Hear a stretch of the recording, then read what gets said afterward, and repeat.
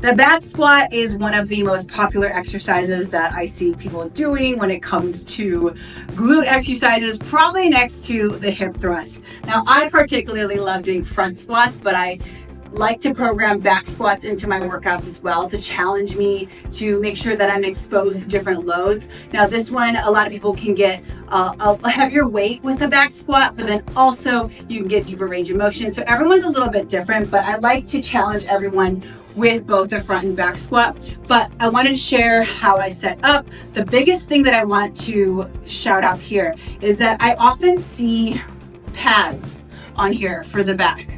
It's not ideal to have those because it actually gives you more distance away from your shoulder and the bar and where you're holding. And if something were to happen, like could fall off easily. I know it gives a little bit of cushion, but ideally I don't like having this padding here. Padding is better for things like the hip thrust whenever you're doing it. And obviously gravity is not going to take the bar all the way and make it fall back. So I don't recommend having this padding on your bar.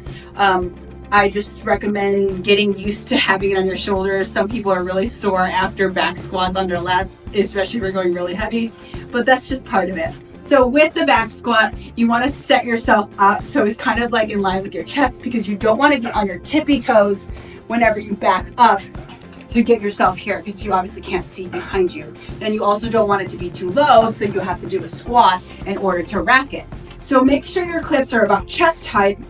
You start by, first of all, psyching yourself up, get yourself ready, make sure you're centered, and then step. So you're kind of bringing your head through. Women, I like to adjust my ponytail, I'm just saying, so it's not stuck in my, stuck between my shoulders. But then from here, I'm really like strong and solid underneath the bar. Okay, I'm not back here. I'm really solid, like a split squat position almost, and then pushing up and away. Then I walk myself back, make sure I'm solid, keep my feet planted, chest up, and then lower down into the squat, bending my knees, and then standing all the way up nice and tall.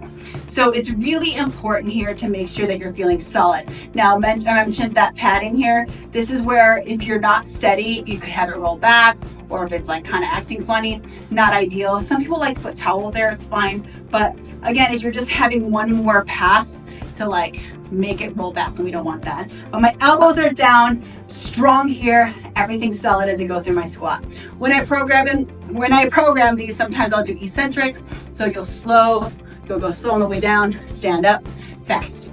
Always, for the most part, I'll have you stand fast. When you're done, you walk yourself up, make sure you're here, you're in line, and then you can lower down, and then get yourself out of the good old rack. Really love this exercise. Really good opportunities to get yourself lifting heavy with your squat. Another thing to think about is whenever you're in this back squat, you're not going to be upright like you would with a front squat. That's why you can get a little bit deeper, feel your quads, your glutes come down, try to get as much range of motion as you can. I really like to focus on that eccentric to start, to make sure you're focused on that hip stability. You may hear of the butt wink. This happens a lot. That's whenever you kind of let your pelvis tilt to the bottom. Right now it's kind of hard for me to do that because I have my baby belly in the way, but that eccentric is going to help you build that stability through your hips as you go low. You want to try to get your hips a little bit lower than your knees if you can, if you have the range of motion. Obviously everyone's anatomy is a little different. If you're taller, have longer shins, might be a little more challenging, but trying to get as low as you can, especially for someone like me, I'm pretty short and my legs are kind of short, so I can get a little more range of motion, but I have to really think about building stability through my hips, and that eccentric that I program often in my workouts are a really, really great way to do that, exactly that.